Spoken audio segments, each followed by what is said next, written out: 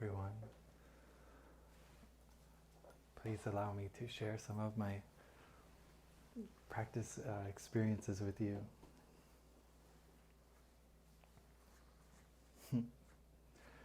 I want to start by telling you my version of a story that many of us know. I shouldn't say my version, it's a version.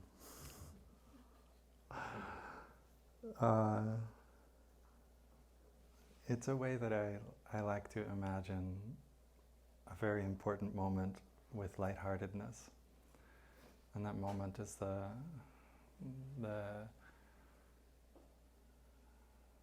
weeks and months immediately after the Buddha's enlightenment.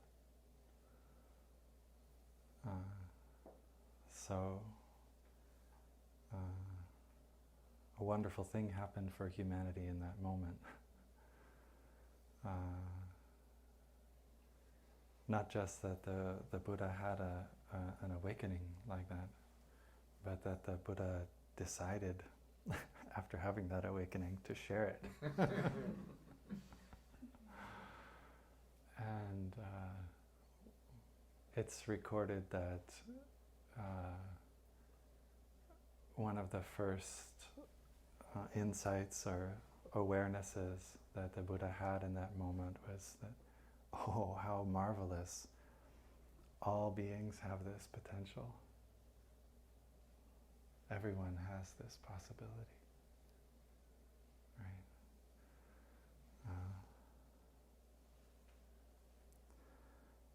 Yet,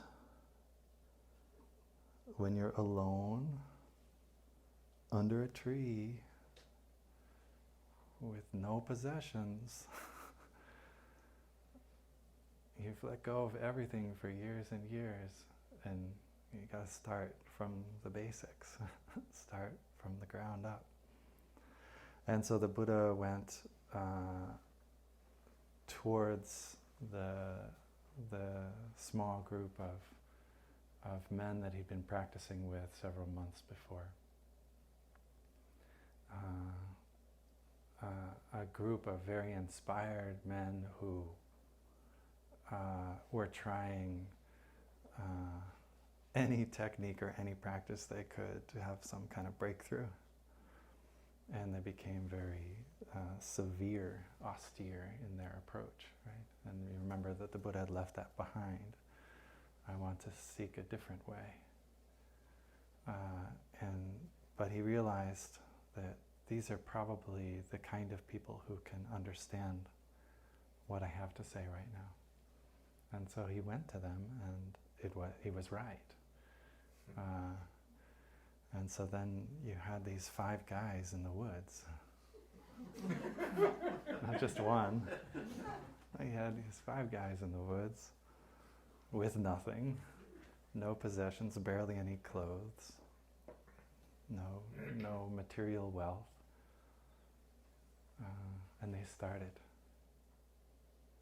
They started from there.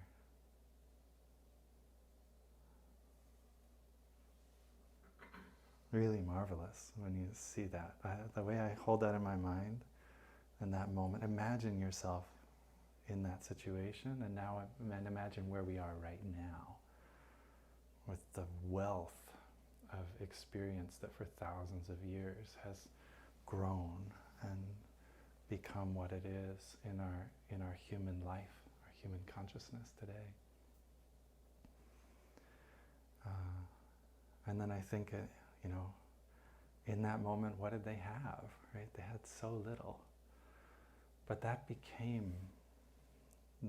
event became the very substance out of which the whole Buddhist community has grown, right? And the wisdom and insight and understanding, which is now very formless. It's a part of so many aspects of our life and our way of thinking and various professions and disciplines. It's just in there. You don't know that that's where that's come from, but it's the fruit of all this practice over thousands of years has become a part of who we all are as human beings today. And many things are like that, right? But in this particular case, so powerful. But what they had, they called it by a name. They identified that. They needed to say, this is important, what we are and what we're doing right now. And they called it the three jewels, right? Or we call it the three jewels, what they were experiencing then. And if you happened upon these five, or in the following months, it grew very quickly, the dozens and then hundreds who happened upon this, and you were really inspired and you wanted to continue this path, you needed to recognize these three things, these three jewels. The three jewels are the Buddha, the Dharma, and the Sangha. The Buddha representing, at that moment, the man who was awakened, who had this awakening and was a living expression of that, right? This is possible, right? And the Dharma, the teaching, like sort of the ways and the methods, the techniques for moving in this direction of awakening, for creating this energy of awakening. And they had each other, the Sangha. That's it. It was so simple and so clear. But when you arrived there, if you were really inspired by what was going on and you wanted to do it too, you needed to make that commitment. So like the original monastic vows were to take refuge in the Buddha, Dharma, and Sangha.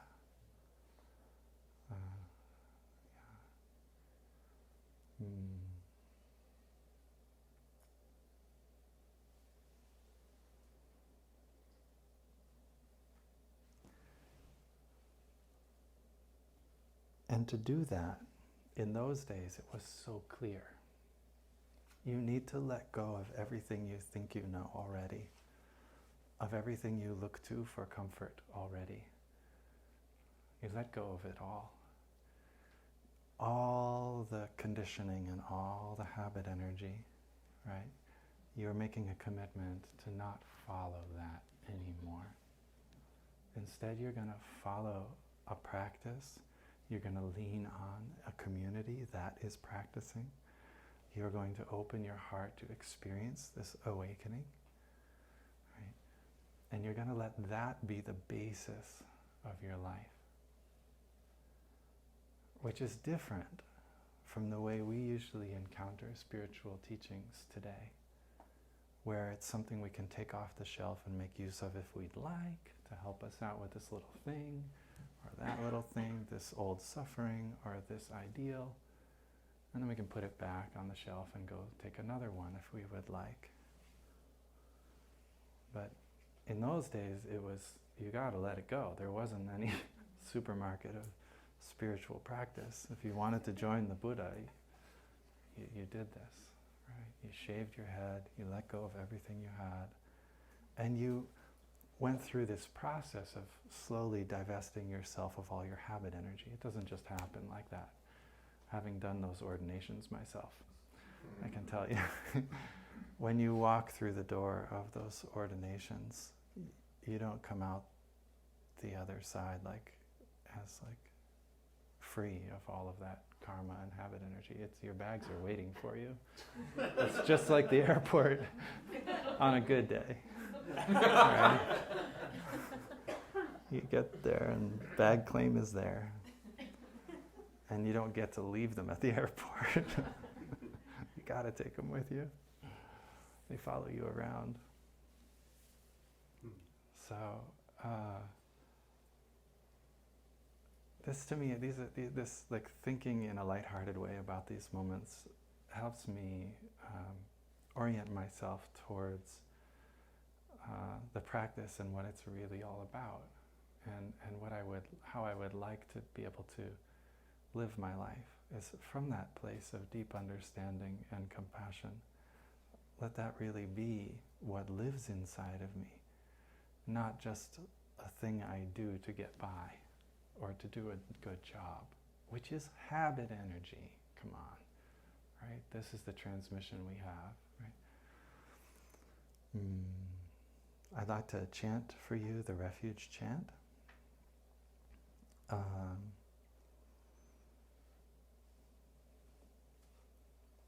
This is a beautiful chant about this practice. It's very simple. It was one of the first pieces of English liturgy in Plum Village that I wrote into music. I was on tours. We were on tour on buses and driving from event to event with Thai. And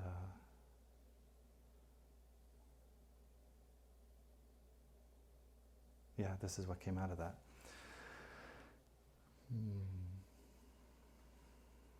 Taking refuge in the practice, taking refuge in the Dharma, taking refuge in our community, taking refuge in the awakening itself, right? And not in our habit energy, not in the way we think it should be or would like it to be. Trusting in the practice.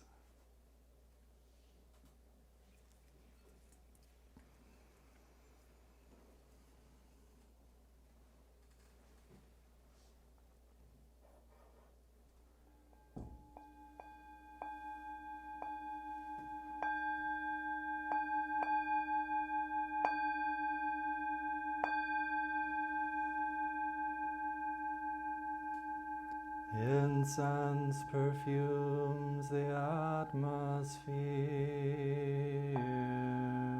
lotus blooms, and the Buddha appears. The world of suffering and discrimination is filled with the light of the rising sun.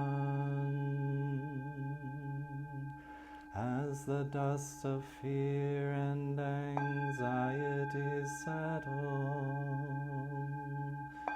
with open heart, one-pointed mind, I turn to the three jewels.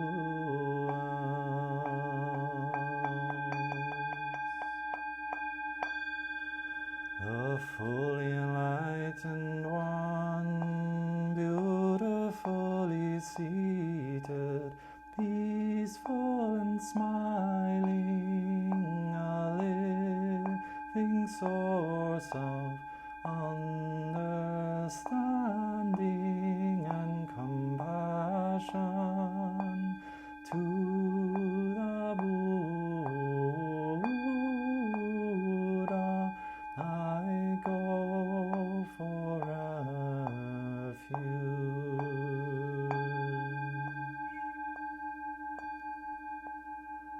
The path of mindful living, leading to healing, joy and enlightenment, the way of peace to the Dharma. I go for refuge.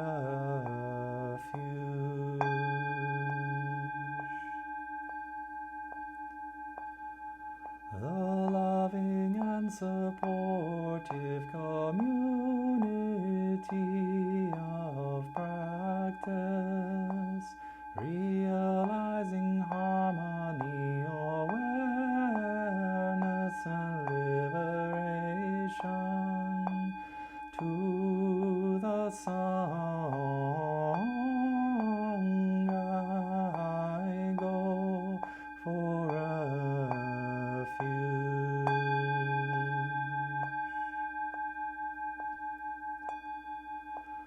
I am aware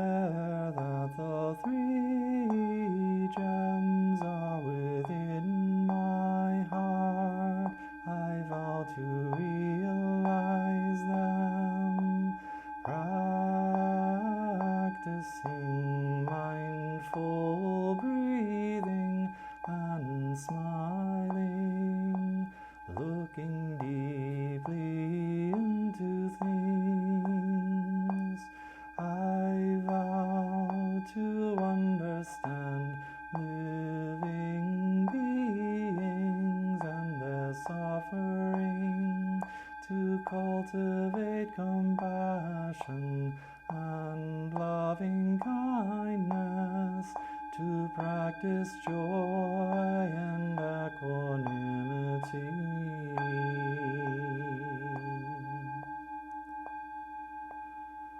I vow to offer joy to one person in the morning, to help relieve the grief of one person in the afternoon, living simply and sanely with few possessions, keeping my body healthy. I vow to let go of all worries and anxiety in order to be light and free.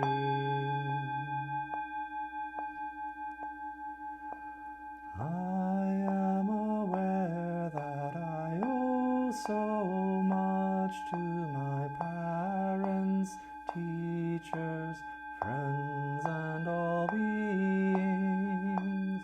I vow to be worthy of their trust, to practice wholeheartedly, so that understanding and compassion will flower, helping living beings be free from their suffering. May the Buddha, the Dharma, and the Sangha support my efforts.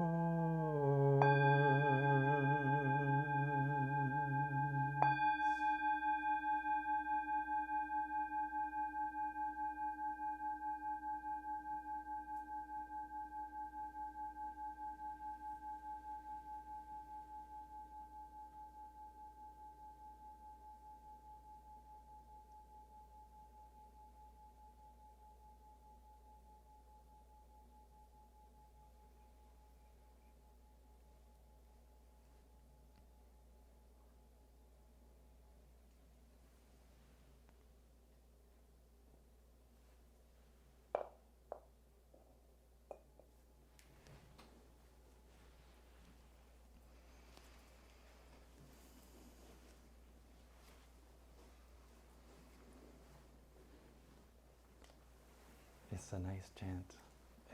It crosses over a couple of different streams of our ancestors' musical experiences.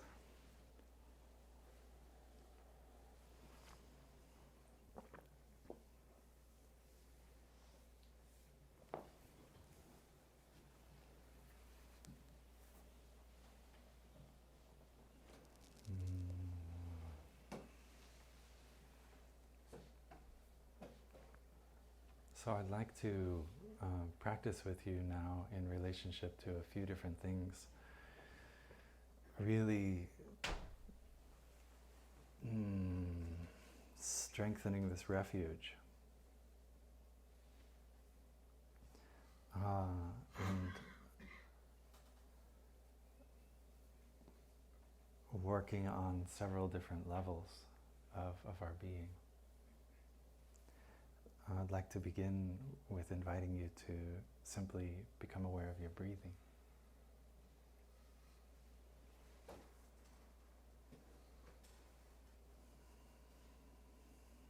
Our breathing happens whether we are paying attention to it or not.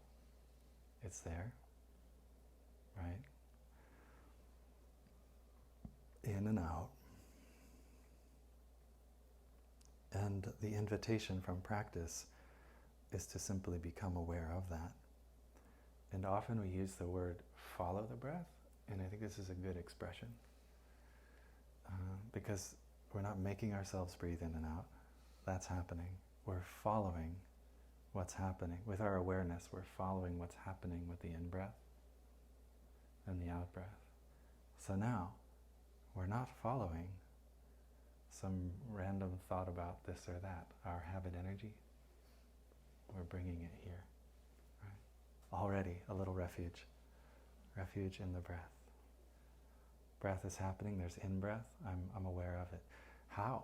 Sensation in the nose, the throat, the bronchial tubes, the lungs, the displacement of the abdominal organs, right? You can feel that when you breathe in, deeply. You can feel it all the way down into the hips and the pelvis. So there's a tremendous amount of sensation to be able to pay attention to. There's the space of the breathing to pay attention to. There's our whole body of breath, right? So we come into awareness of the body of the breath. Breathing in, I'm aware of my in-breath and out-breath. And we can add the magical power of our thoughts. Yes, thoughts are not a bad thing. They are magic. They are powerful creative forces in the world. And we can add the magical power of our thoughts to the in-breath and the out-breath. We might say, breathing in, I'm aware of my whole body. And that thought directs awareness and breath energy through the whole body. Breathing out, I calm my body. And we invite the meaning of the word calm to happen inside of us with the out-breath, which is a release and a letting go. Breathing in, aware of my body. Breathing out, calming my body.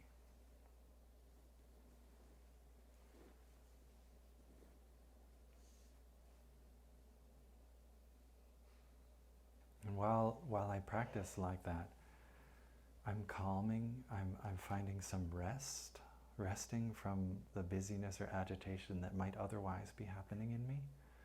Now with this attentiveness, that's not happening, so I'm resting. That's a little bit of healing, right? I'm integrating the various layers of my being, my mental attention, the felt experience in the body, the awareness of this moment, this place. All these parts of me are coming together, calming, resting, and integrating. And this is a kind of refuge that we have.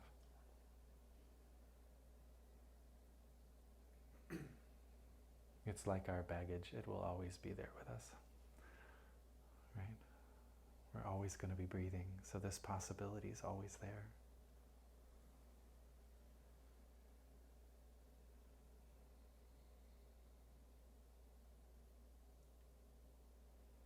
But we can go further too. Let's contemplate a little bit what's happening. Continue to breathe with awareness. Breath coming in, breath going out. Now as breath comes in, let's become aware specifically that this is the element of air coming into the lungs and moving out of the lungs. And coming into the lungs, and as it comes into the lungs, our body grabs a little bit of that air and pulls it in, absorbing the oxygen out of the air directly into our blood. So now breathe with that awareness, right there. Air comes in and becomes blood. Blood circulates and moves through the whole body, just like that.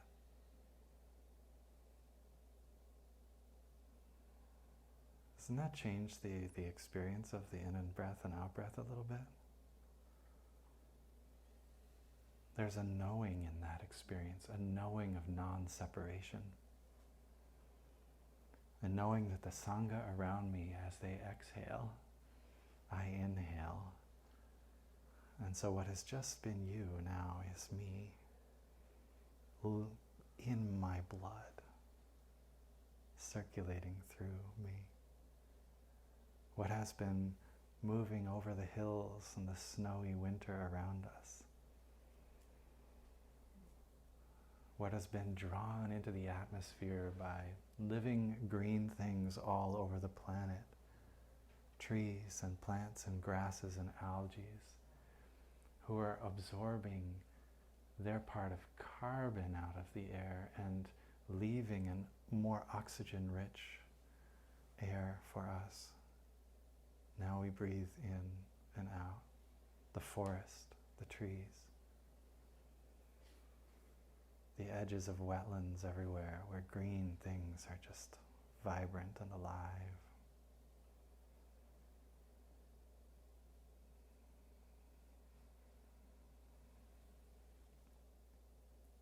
The air is our blood. It is the life energy that fills every cell of our body, that brings us what we need. We know that without that, within seconds, our body stops to function.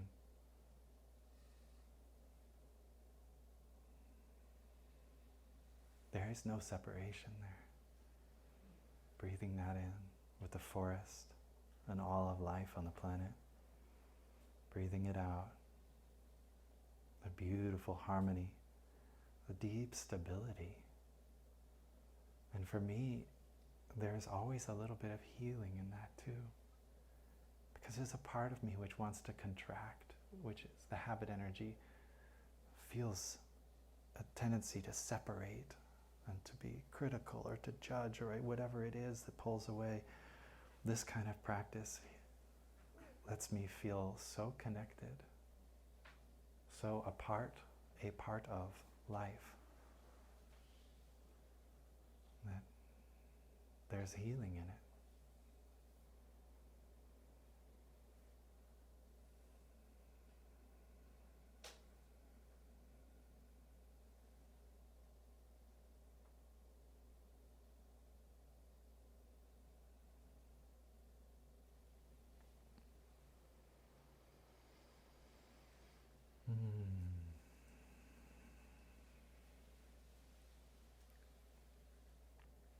When we practice walking meditation, we are doing the same kind of practices, right?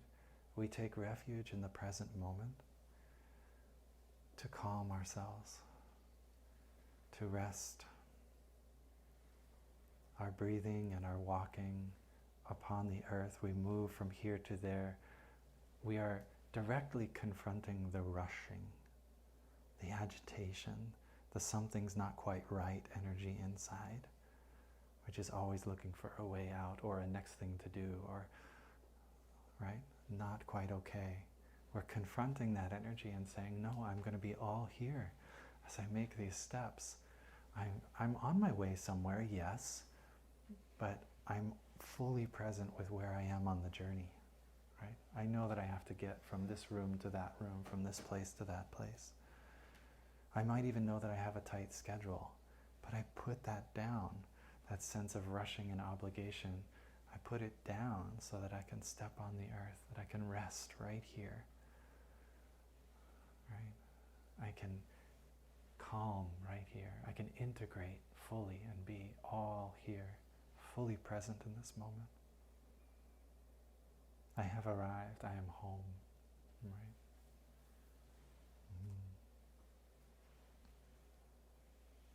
We touch the earth with our steps, and we feel that resting and that calming and that stress and that agitation can be let go, released with each out-breath, with each step, as we walk on our Mother Earth. Right? And that's one layer of refuge for us. We're always moving, we're always going somewhere, even if it's just from the kitchen to the bathroom, right? We can make those steps in a way that brings it all down. And that calming, that resting, that integrating, that can go deeper too.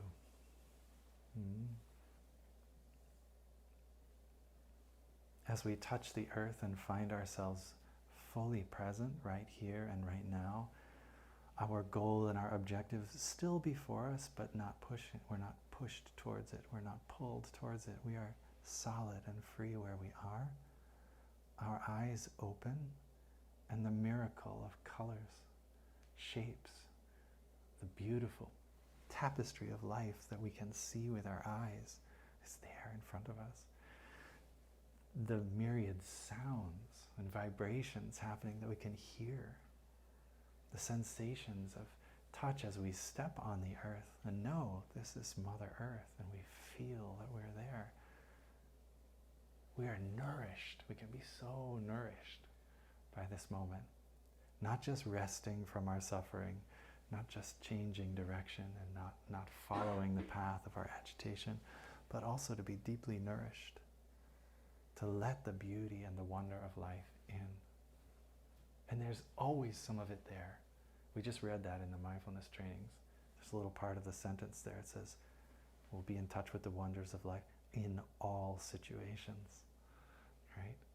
And there are many situations that we find ourselves in where there's like some kind of tension or conflict, and we're trying to mediate that and make our way through. And those are the moments where we're focused on suffering. And when we're focused on suffering, we don't see what's not suffering. And this is a practice of training ourselves to be aware that yes, suffering can be there, but it's not the only thing that is there. And we find, even if it's the smallest thing, like some folks shared last night in our happiness gathering about small happinesses that they find. Tai would always use the example of the non-toothache, right? Remember, you have one tooth that's aching, but all the others are good. Right? And we emphasize, we focus only on the pain, and we don't allow our heart to feel the blessing, to really experience that, how wonderful it is to have all the other teeth that are not aching. Right?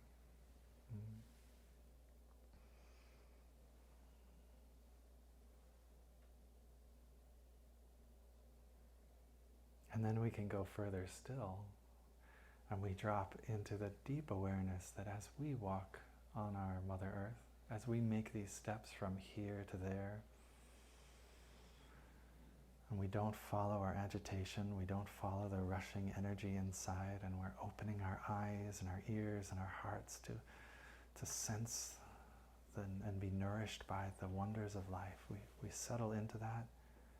We can become aware.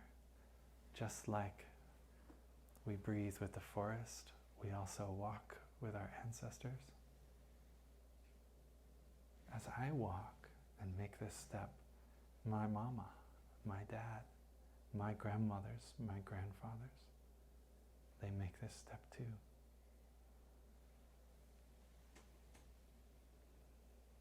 Many of my ancestors didn't ever know this experience. They only ever rushed. They only ever ran. As I walk with real presence, feeling deeply, touching the earth, the healing that my mothers, fathers, grandmothers, grandfathers can feel, can experience through me is happening too. Now, we're not walking right now, but you know that this will change. Just like the contemplation of the interbeing with the air changes the way we breathe, this changes the way we walk. When we walk knowing that we are walking with our ancestors and giving them the opportunity in this moment to practice through us.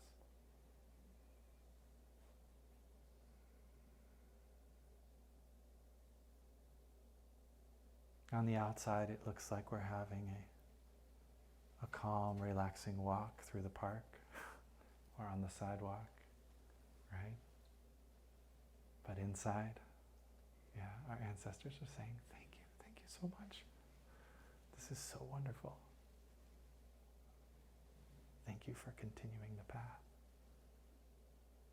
for making it possible for us to know this. We're here with you. We've got your back.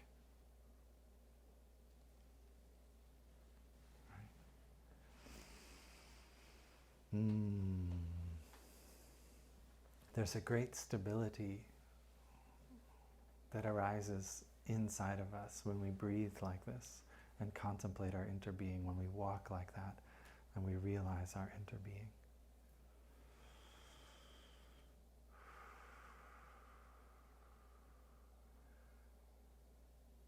We can do it when we listen to each other. The practice of deep listening. The practice of deep listening is a fabulous practice. It's also difficult at times. part of the practice is the calming, the resting, the integrating, the simply creating a little bit of space so that I can be here, right? So that I can receive. I like to breathe in and out when I'm listening and actually imagine that I am an empty vessel, a container. There's a space in me. And when I hold that awareness of that space, then I also am able to notice when it gets filled. Sometimes it's filled because of what's coming to me, what I'm receiving from others, what I'm listening to. Mostly it's filled with my own reactions. But because I calm and I integrate and I make that space inside, that awareness inside, I will be able to notice when something comes up, when a judgment, a criticism, a reaction comes up. And I use the image of the bodhisattva of deep listening, the bodhisattva of compassion for me to, in these moments. The bodhisattva of compassion is Avalokiteshvara, who we like to sing their praise a lot because of that incredible capacity to be so present that they can hear any sound, any cry, any laughter in the world. They have space for that. Ooh, that's a lot of space. So I think of that as the ideal, as the aspiration, and I remember that the Bodhisattva does that by creating that space and not judging, not reacting, being present. And then when the reaction happens, realize it's my reaction, and I'm the one. I sang that in a song last night. And one of my lyrics was, if I picked it up, then I can put it down. If I'm the one who picked it up, then I can put it down. I'm the one who's had the reaction. I'm the one who can let go of that reaction. Right? I don't have to follow that habit energy. This is the practice. This is taking refuge in the practice. Trust it. Trust that it's okay to let go of your reaction, your judgments. Let the space be there. Let the space be important, meaningful, right? And if it really comes up and it really starts hurting, then you know, okay, I've lost my capacity to listen. I need to go take care of this, right? And that's clarity, right? That's a knowing that you have, and it'll make skillful action. Or you can say, I'm sorry, I can't listen anymore right now. I need some time to calm myself down, to rest a little, to understand myself a little. And then it's not like, you're so mean that you say those things, and we're not squabbling like that and blaming each other anymore. I'm holding the reaction that's come up in me. I picked it up. So I'm the one who will put that down, right? And I may find that there's a need to respond, but a response is different from a reaction. A response can come from real understanding and freedom in me. The reaction is habit energy. I don't really know what I'm doing when habit energy comes and I follow it. None of us do. You know, we don't really know. It's pushed from inside. We don't really know where that's going. We're just getting pushed and moving, right? So deep listening is a lot about making that space, calming, resting, integrating. And I use Avalokiteshvara to remind me. I sometimes say the name or remember the image of Avalokiteshvara standing on the stormy waves in the ocean, like the storm is happening. But Avalokita's a really good surfer and can manage the up and down and the tumbling and the tumult, can be there on that. So I think of that, and I want to bring that quality in. That helps me get to another level of listening.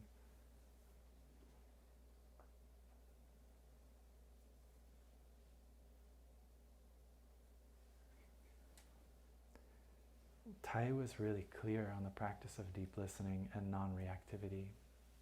His teachings were really clear, and I think I learned a little bit of that. I think I got some of it. Tai really wanted us to understand that when there's agitation inside, if we act on that, we're producing agitation, we're giving agitation to the world, and that we have the power and capacity inside ourselves to do something different, to come from a real place of clarity and peace inside instead. And that sometimes that takes a lot of patience and a lot of time. Tai even said there was one time he waited a whole year before it was the right moment to share something. He wanted to wait until the conditions were really there for the calm and the clarity to happen, for the connection to be there. And really that's between us and the other person too, right? This isn't just our own idea of where we're at. It's where the other person's at too. We have to meet each other. So we can't just drag them to where we are, or run somewhere we are not to them. That's a mistake a lot of us who are caregivers by habit make. We run past our capacity to try to accommodate or take care of the other.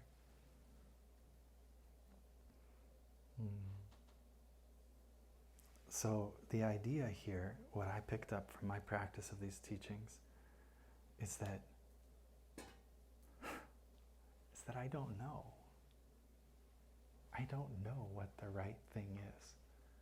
I don't know how I'm supposed to feel or think about what I'm listening to. What I'm doing is learning. I'm in the process of learning. And that for me is so big, because it creates a space. It's like, I don't know. Yes, stuff is coming up. I don't know what to make of what's being said. I'm learning. And if I'm really able to be present enough, I'm learning about the other person. What's going on for them, how they perceive and see things. And I don't just form my ideas in reaction to that. I really take it in and let it change me. I know it's really hard for a lot of us to do it because we're locked onto controlling that space. We don't want to let anybody else determine who or what we are. But news, everybody, you are not yourself. Ever. Right? That tension, that locked space around the heart is just tension. And we need to soften that to learn and to grow from each other. If we don't know how to do it, we take refuge in people who are learning also. We learn together. But deep listening to the point where I open my heart and I let myself become the other person a little bit by really receiving what they're saying.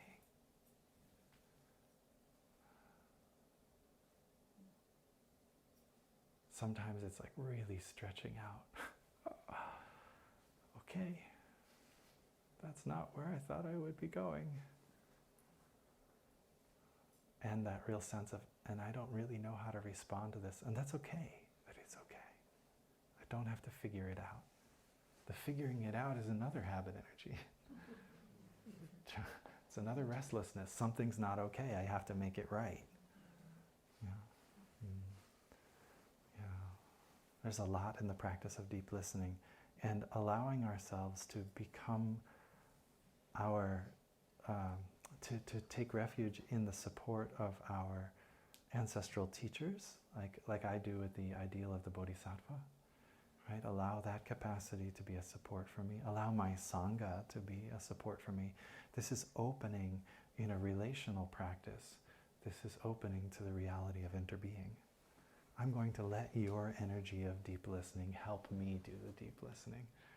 I'm going to let in your energy of practice and stability to help me do that, to help me learn how to do that, to help me have the trust that I can open my heart and allow myself to learn and grow, even if it's in relationship to something I don't think I want. Sangha eyes always see more clearly than individual eyes. Always. And a Sangha can just be the two of you. You and the person you're trying to listen to.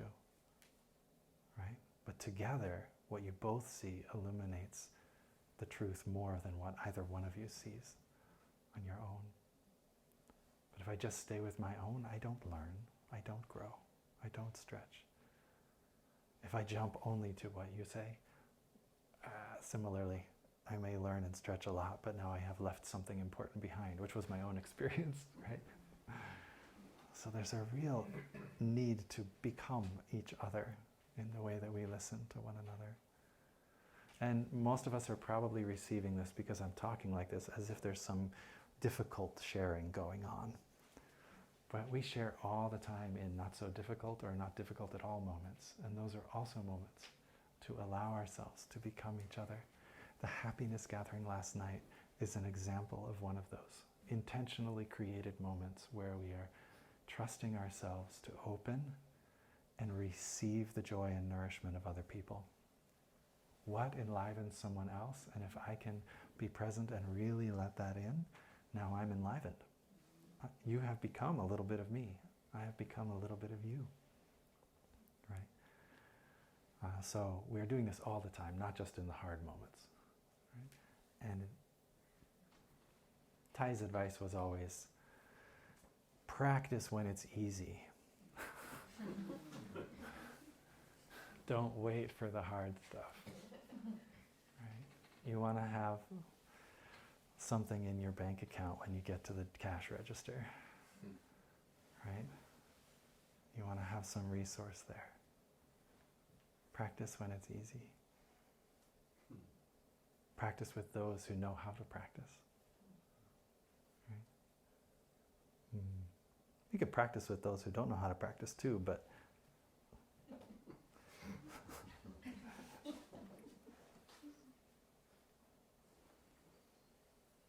I don't know how far you'll get before you need to go practice with people who know how to practice.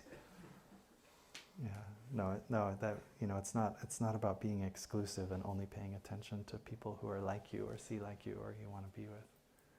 But take refuge in the Sangha, in the teachings and the practice and those who are practicing those teachings to continue that learning and that stabilizing.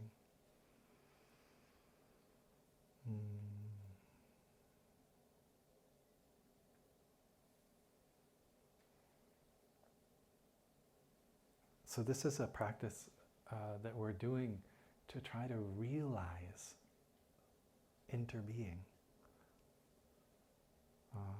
For those of you who weren't here this weekend or just here today, yesterday we watched a really amazing talk by Thai, a video talk, where he talked a lot about the real power of realizing interbeing. And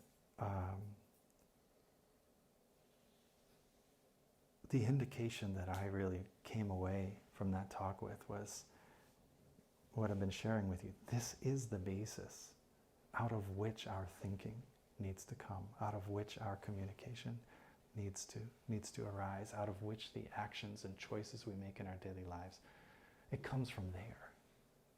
It's not something we do, a little here, a little there.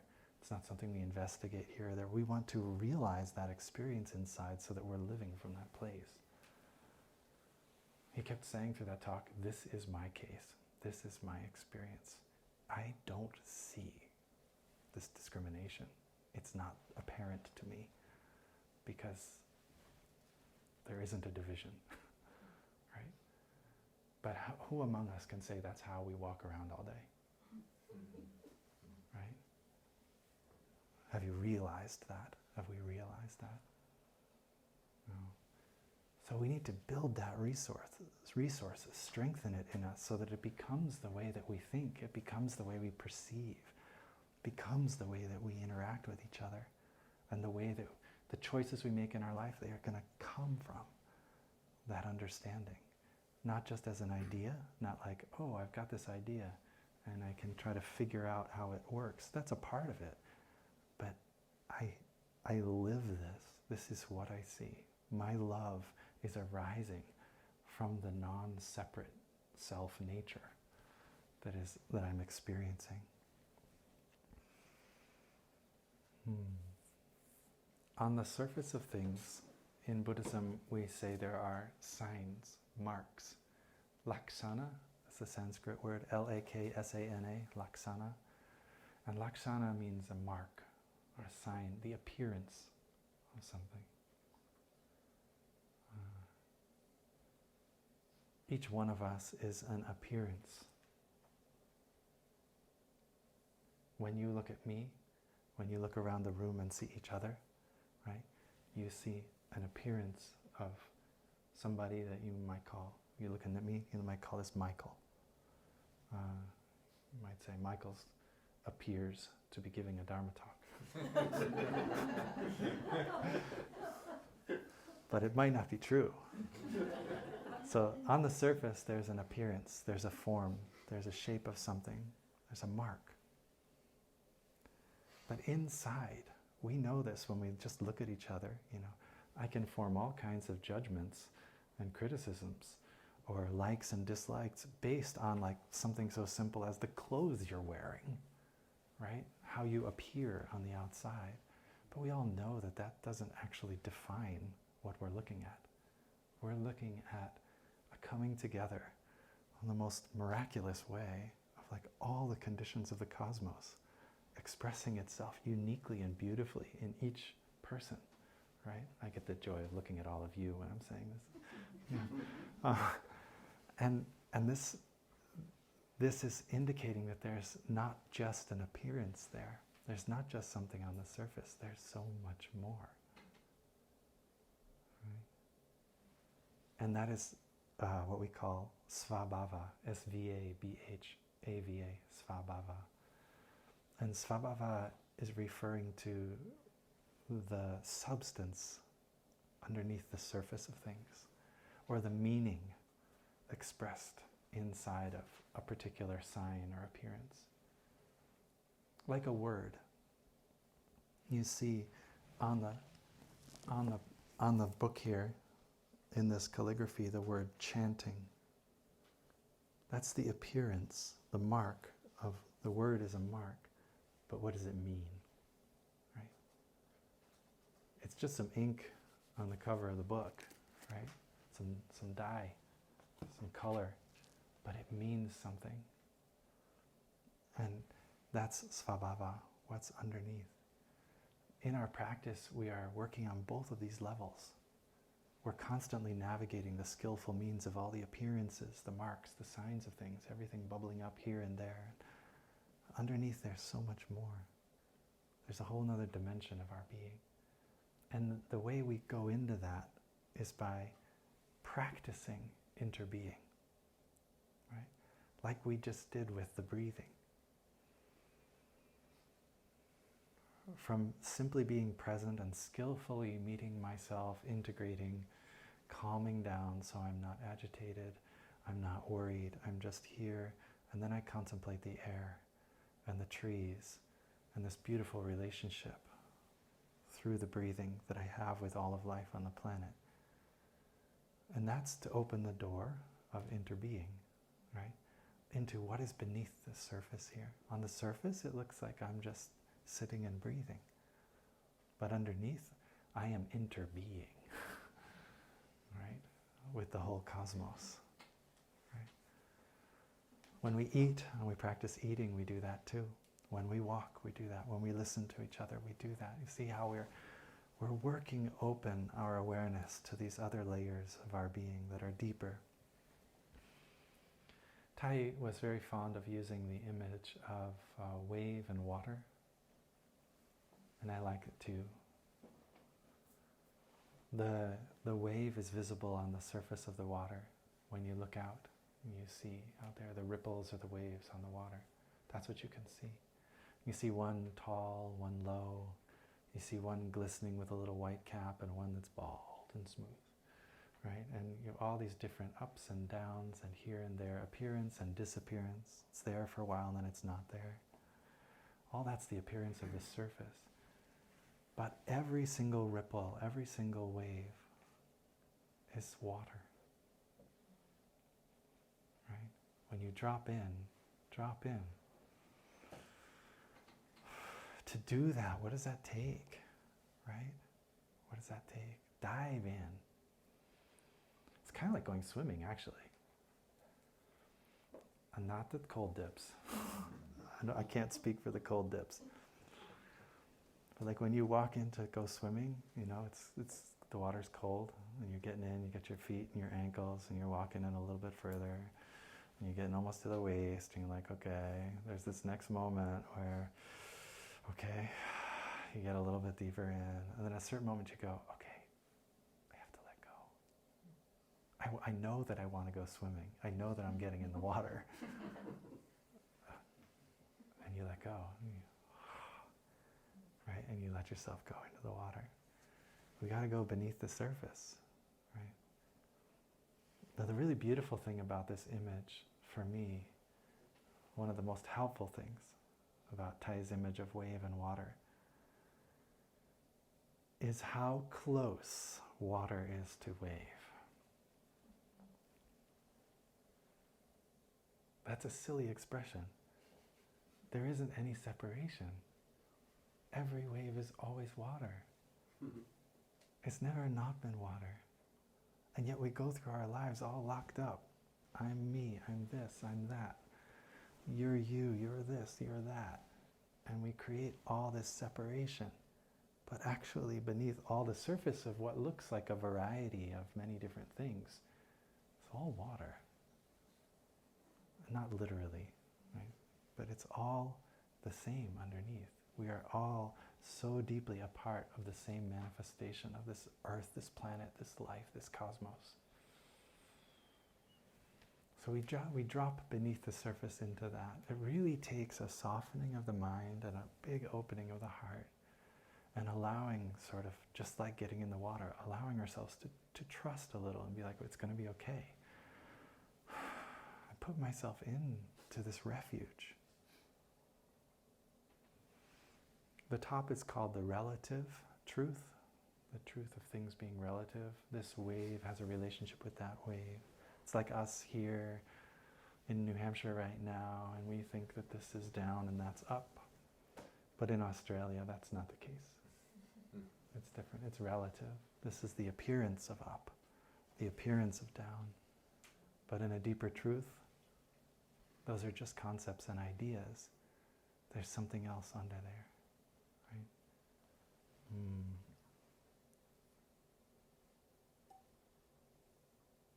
What's under there is known as the ultimate truth. Touching the ultimate truth. And like I said, it's not that on the one hand you have relative and on the other hand you have ultimate, because they're never apart from each other, actually. The wave and the water are each other. Yeah. Thay used to do that with a coin. It was always really fun. He would ask somebody for a coin. I'm not going to do it. And he would hold the coin up and he would say, one side of the coin is represented by heads and one side's represented by tails. And in our mind, we're always going to want to say, oh, there's two truths. There's two layers to our experience. There's this relative layer and there's this ultimate layer. And he said, but that's not correct. Those are two sides of the same metal. The metal represents the ultimate, out of which every possible sign or mark or print or stamp is made. That's where we're going when we say we're going to realize interbeing. We have to really let go a little bit of what we think we know and allow something to live inside of us. And we can use very beautiful thoughts to do that. Like breathing in, I breathe in the out-breath of the forest. Breathing out, I breathe out the in-breath of the forest. It's a beautiful thought. I use that thought to help me touch that space and open and drop into another level of stability, of knowing.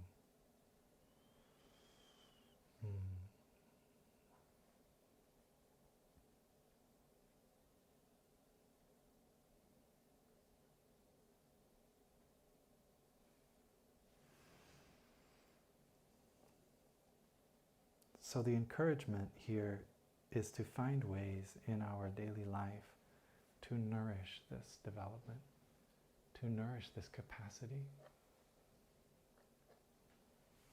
If you took a handful of salt and you put it in this cup of water, the cup of water immediately becomes undrinkable. Can't handle that much salt.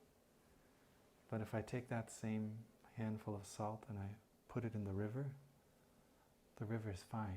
We can still drink the water. Right? This is a matter of capacity. The river is large and has a large capacity to absorb that handful of salt. The cup of water is small and has a small capacity. Right? And so we need to grow that capacity. If we keep filling our cup with a handful of salt, we keep suffering and hurting ourselves. If we know that we have a small cup, we just take a tiny bit of salt. Right? I can take some tea.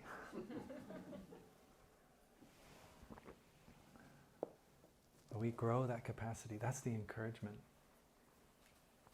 And we grow that capacity in our daily lives by practicing to use our eyes of interbeing and cultivate it in the way that we breathe, the way that we walk, the way that we listen, the way that we eat. These simple practices are not just simple practices. They are the way for us to transform ourselves at a very, very deep level so that we're not just walking around reactive beings, but we become resources of real peace, real compassion. Not ideas about it, not discussing how to solve problems, but manifesting it in the way we move through our daily lives.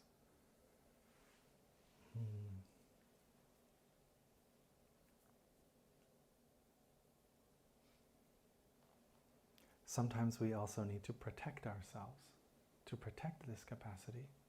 We nourish it, but we also protect it. So look carefully at your life. Where are the places in your life where you overdo it? Where you take in a little too much? Where you get worn down, stressed out? Take a look at that. See if there's another way that you can hold yourself. Because this resource of awakening that's happening, that we're building, it can be lost. There's a word in Buddhist psychology, ashrava, which means a leak. You can have leaks in your bucket, dear Liza. And as we go through our life, we think we're doing something wonderful, but we're actually losing our energy. And all of us have leaks. All of us have places in our consciousness and in our way of holding ourselves in our daily life where we lose energy. Thus, the Buddha, the Dharma, the Sangha become so much more important, right? We need each other to support ourselves, to support us, to learn, to grow, to find new ways, and to refrain sometimes. To refrain from overdoing it.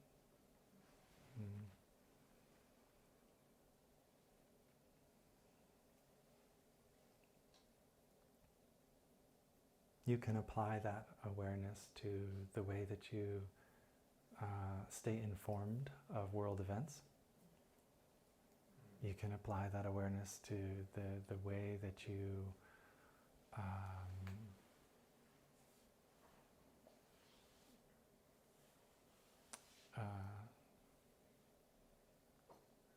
choose your amount of work and busyness.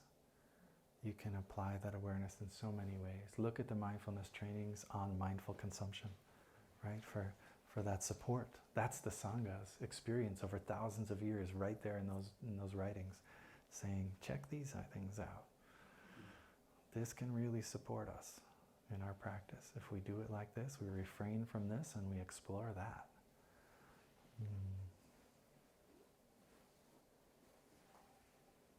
So nourishing and protecting the capacity for awakening is huge.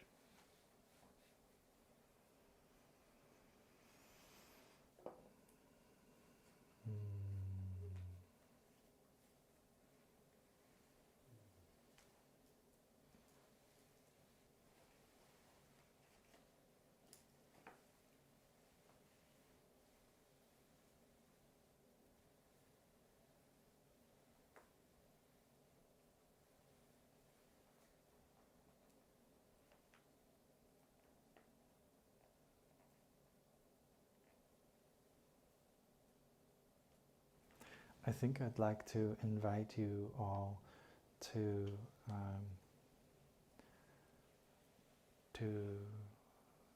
sing something with me to close this sharing.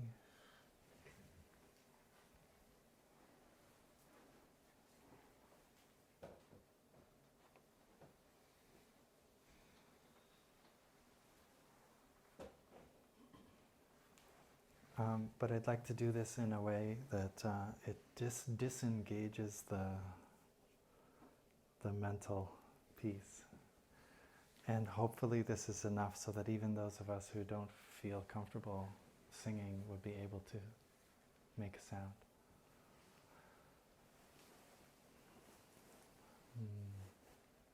So I'd just like you to sing with me simple tones.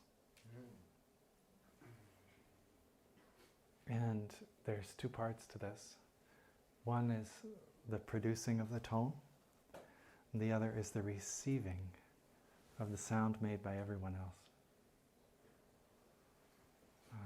So if you're going to hear what everyone else is singing, you can't sing too loud because the vibration in your own body will overpower the sense that the ears have to receive, that the capacity the ears have to receive. And it will unbalance it, and you'll hear your own voice, but you won't really hear what everyone else is saying.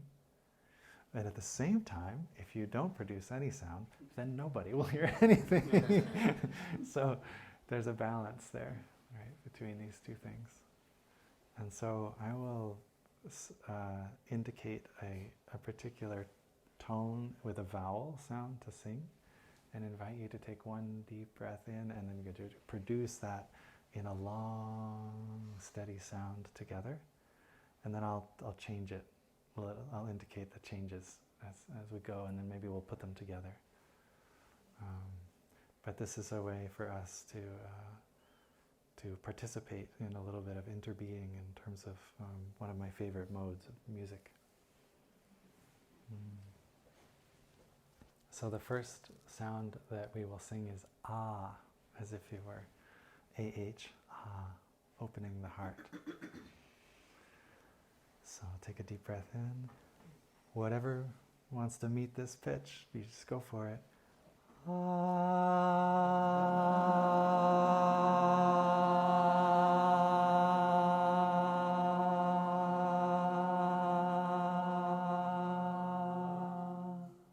Wonderful. We're going to do it one more time just to get used to it. Ready?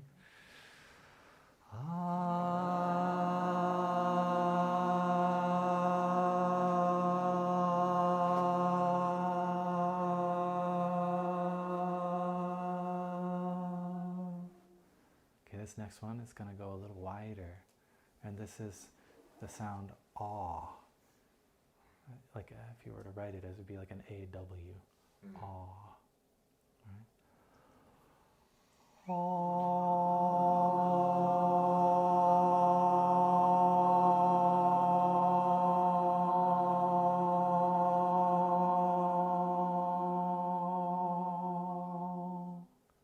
we've gone from an expansive A, a little bit rounded, to the aw. Now we're going to move to O.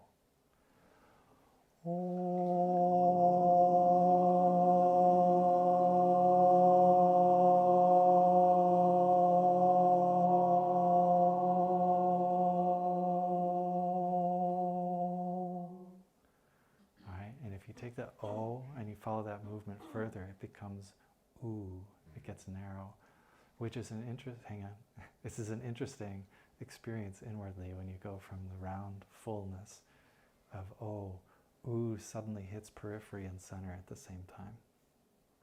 That's very interesting.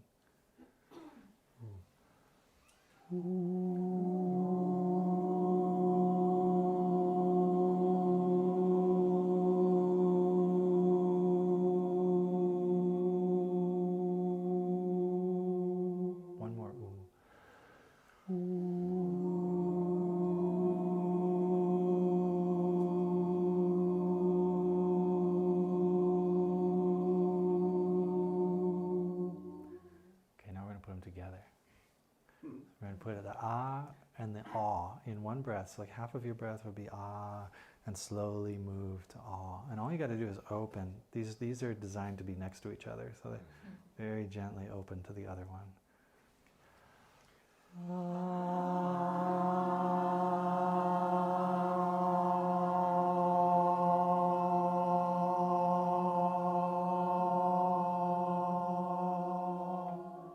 Nice. Now we're going to add O to that. So it'll be ah through ah to O.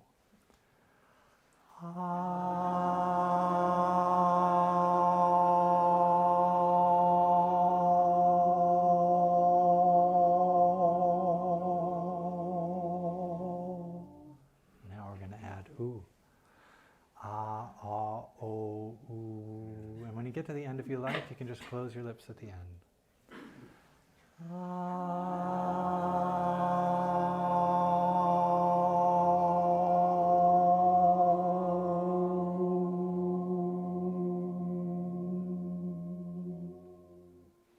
That's a true Om.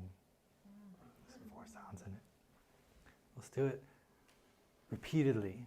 This is the fun part. This is where you can really let go into each other's voices.